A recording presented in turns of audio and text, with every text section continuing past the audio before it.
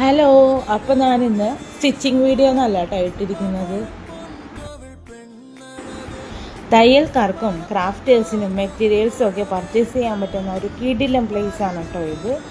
Ernakulam ബ്രോഡ്വേയിലുള്ള new ഹ്യൂരിയ lace centre ഒരു wholesale ഷോപ്പാണ്.